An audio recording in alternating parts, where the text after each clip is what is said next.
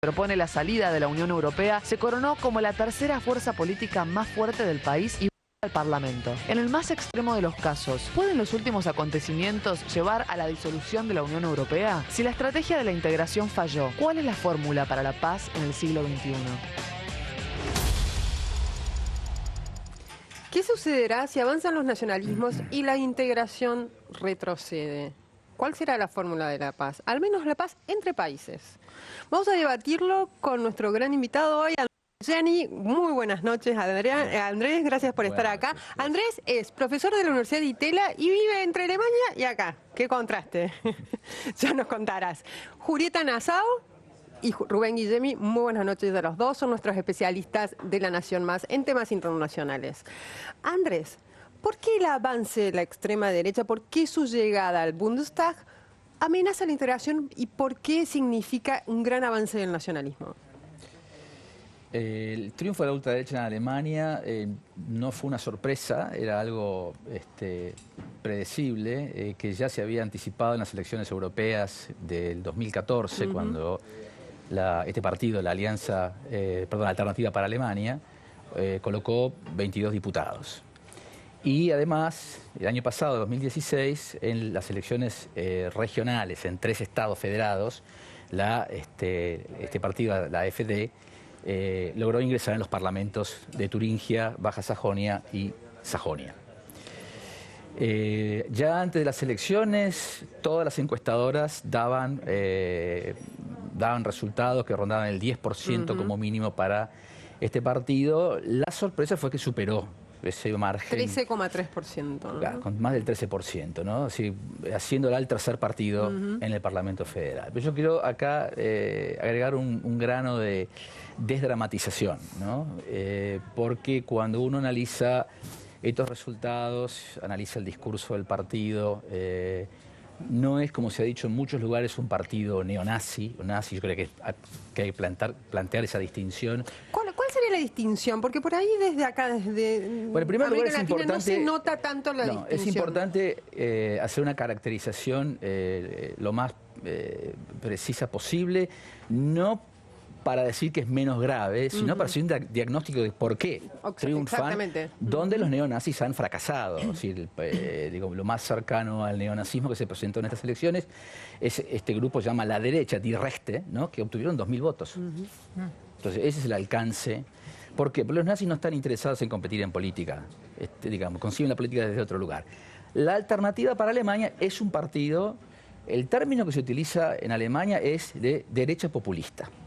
Este es el término, esta es la que decir, que no es lo mismo que la extrema derecha. No vamos a entrar en una disputa nominalista, pero me parece importante porque entonces uno entiende por qué la extrema derecha obtiene 2000 votos y este partido un 13% que le permite ingresar al Parlamento. Es decir, el partido ha logrado articular en una fórmula que se aviene a jugar el juego democrático una serie de temores, de descontentos, en los cuales hay muchas cosas. Está, por supuesto, el votante, para así llamarlo, nazi. Es un término que a mí no me gusta porque el nazismo quedó atrás, pero bueno, digamos, el votante racista ya que tiene el prejuicio muy arraigado y es muy difícil cambiarlo. Nadie sabe bien cuántos son ciertamente más de 2000. Pero después está el votante que ha votado otros partidos. Fíjense, la migración del voto. 1 millón de votos de la democracia cristiana fueron a la Alternativa para Alemania. Democracia cristiana es la derecha con democracia. Sí, exacto, digamos, ¿no? De Angela Merkel. Otro millón de votos de la izquierda. 500.000 de la socialdemocracia y 500.000 del partido de los Linke, de la izquierda. Es decir, han captado ahí la protesta que tradicionalmente se dirigía a un partido de izquierda de la Alemania del Este, la han llevado han llevado esa agua al molino del nacionalismo xenófobo. Y 50.000 votantes del Partido Liberal, un partido, digamos, muy amigable a la economía de mercado, ¿no? Es decir, han juntado ahí varios elementos. Ahora, la fortaleza de este partido reside justamente en la capacidad de haber aunado bajo este paraguas, ¿no?, de la protesta contra el sistema, contra los migrantes, distintas corrientes. Claro. Y yo creo que eso al mismo tiempo es lo que puede debilitar a este partido, que hay varias corrientes internas. Fíjense que ya renunció Frauke Petry. Frauke Petry. ¿No? Bueno, pero ahora va a haber un bloque de 90 diputados. Claro, pero ¿cuán real es esa amenaza Claro, por ejemplo, exacto. Merkel es la líder europea que más apuesta a la Unión Europea, ¿no? Ahora también Macron.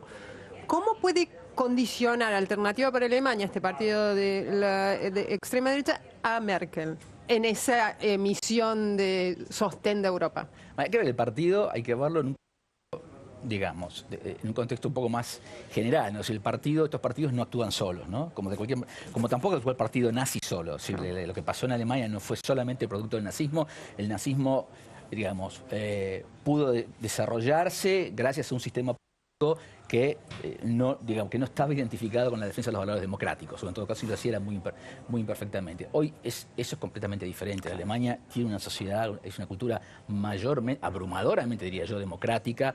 Obviamente, digamos, hay enclaves y el partido acá va a tener que mostrar la capacidad, en primer lugar, para mantener a todos estos votantes que vienen de otro lado, ¿no? Y a mantener a sus propios dirigentes después de la salida de Petry. Exacto, es decir, ya ha habido por lo menos dos crisis importantes. La primera, la de 2015 con la salida de Lucke, y ahora digamos, una figura como Petry que es muy importante porque ha sido aparte elegida con mandato directo por su distrito, es decir, que es una figura muy popular en el lugar de donde ella viene. Entonces, ahora, son 94 diputados en un Bundestag de 700. Vamos a dimensionar la cosa, ¿no? Es decir, no son mayoría. Segundo lugar, sí, por supuesto pueden integrar las comisiones, pueden enviar delegados a los grupos que viajan en Europa, ya tienen representación en el Parlamento Europeo, pero no van a poder formar bloque con nadie. Claro. Hasta ahora lo que uno ve, y yo diría, y esto va a seguir así, hay un rechazo. Va a ser un tumor aislado en la política alemana. Sí, es decir, es un recuerdo de un pasado vergonzante y por lo tanto, no solamente por el pasado, aparte por la ideología de este partido, no importa que no sean nazis, ¿no? Es decir, un partido que tiene en su ideología muchos de estos elementos sin constituir un fenómeno de violencia política, digamos, Ahora, ¿no? vos desdramatizás entonces la llegada de Alternativa para Alemania y su impacto global en Europa. Entonces, Cataluña, estoy yendo un poquito más hacia adelante, y el referéndum, ¿van a hacer un mayor sismo sobre en la Unión Europea que las elecciones alemanas? A ver. Es interesante más que nada porque por la postura que ya tiene la Unión Europea desde antes y demuestra ya cierto temor.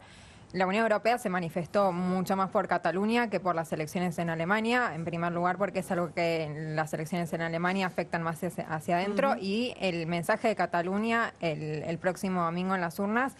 Sí, comienza un proceso separatista que va a encontrar un montón de obstáculos y ya lo tiene desde ya. Sí sería un desafío mucho mayor para la Unión Europea, como fue el Brexit hace 2 años, porque va perdiendo gente, va perdiendo capacidad económica también y va demostrando la debilidad que ya muchos partidos como AfD están marcando como bandera para ir creciendo hacia dentro de sus fronteras. Exactamente. Ahora, Sí, digo que además para mí está tan mal manejado desde el gobierno español, todo el tema de que lo han manejado como si fuera un delito común y corriente, como si fueran rebeldes. Nunca ha hecho una estrategia política de enfrentar este tema, una estrategia, no tratarlo como un tema delictivo, como lo está tratando. Como lo están tratando. Y entonces es impredecible lo que puede pasar después de Cataluña, porque en la medida en que lo siga tratando como un tema delictivo, lo único que va a hacer es exacerbar el nacionalismo, aún en los que no son separatistas e independientes. ¿No? Andrés, vos asentías mientras hablaba. Sí, Rubén. cuando él hablaba de la incompetencia política, ¿no? Estoy totalmente de acuerdo. El problema con Cataluña es que es el timing, la coincidencia del referéndum, el conflicto a que lleva el referéndum entre el Estado español y el gobierno catalán en este momento, sí, junto con las elecciones alemanas, con Trump, el Frente Nacional en Francia, si tendemos a ver todo como parte de un combo, y yo no estoy muy seguro de que eso sea así, en la medida en que el problema catalán es un problema de muy larga data. No, sí, claro. ¿No? Es decir, Cataluña, más que el País Vasco, nunca terminó de resolver.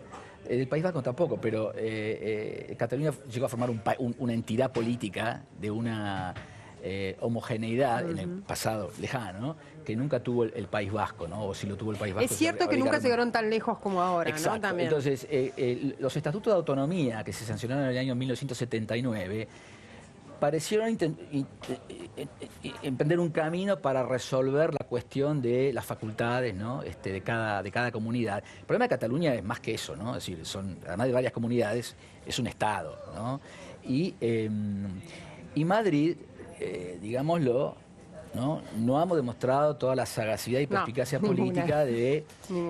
yo también creo del lado catalán, ¿no? Las autoridades han jugado mucho, porque también está la cuestión electoral, ¿no? Esto es usado, lamentablemente, también para sacar rédito en momentos electorales, ¿no? Si yo conozco muchos catalanes que no quieren saber nada con el referéndum, pero en la medida que Madrid se pone firme, peor todavía esto para de todos mandar estos la temas, policía, ¿no? Si ya hace recordar un poco las intervenciones federales argentinas, ¿no? Entonces, ahora, al mismo tiempo yo creo que esto es un fenómeno que hay que separar de lo que es la derecha en Europa. Sí, no es la derecha.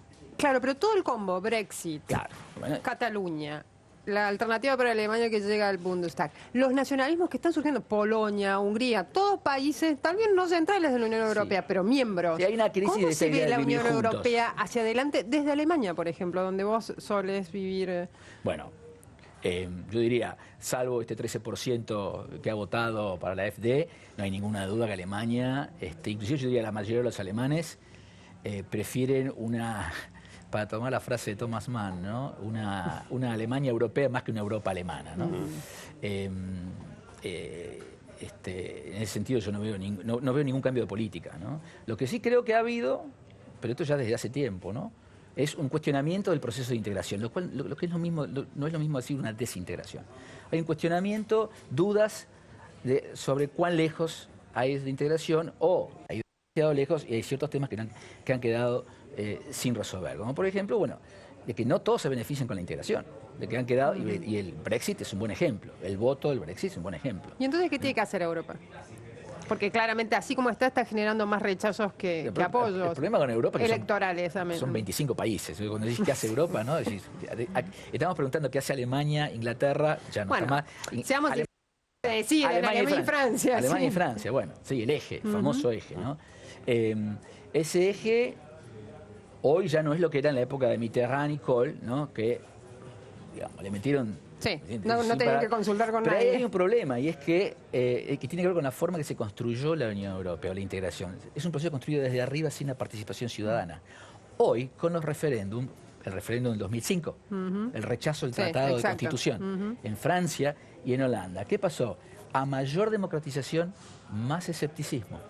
No es que la gente no quiera Europa, pero ahora empieza a mirar un poco el costo de la integración económica, el costo de la libertad de desplazamiento, sobre todo en un contexto actual como es el de los grandes movimientos de personas que huyen de zonas de conflicto en Medio Oriente, ¿no? Y esta es la gran paradoja, ¿no?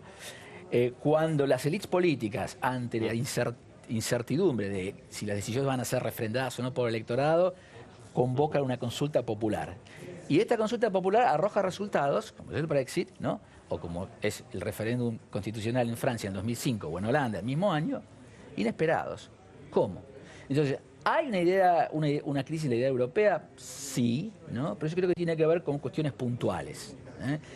Yo no creo que se pueda decir, digamos, los europeos quieren dar marcha atrás, porque creo que para la mayoría ha sido gran beneficio, ¿no? Y vos mencionabas la paz, ¿no? Ha sido la fórmula de paz más exitosa de la historia en condiciones democráticas, ¿no? Porque digo, en la época de las monarquías absolutas también había muchas guerras, pero digo, en donde la paz se vive en las condiciones de una participación plena de la ciudadanía, ¿no? Andrés Rechani, muchísimas gracias por habernos ayudado a entender un poquito más Europa, la integración y las fórmulas de la paz. Muchísimas gracias Juli y Rubén, con ustedes. Sigo. Vamos a ver, estuvimos debatiendo sobre qué significa una Europa desintegrada. Ahora, vamos a ver una foto que resume en un vistazo cómo es una Europa sin Gran Bretaña. Lo vamos a enfrentar al lado por la gastronomía. La gastronomía del resto del continente y por otro lado la británica, que muchos dicen que no deja mucho que desear. Después de esta foto vamos a seguir con Juli. Juli, ¿qué tal? ¿Cómo va, Inés? Tenés bastante para contarnos. Hablábamos bastante al principio con Andrés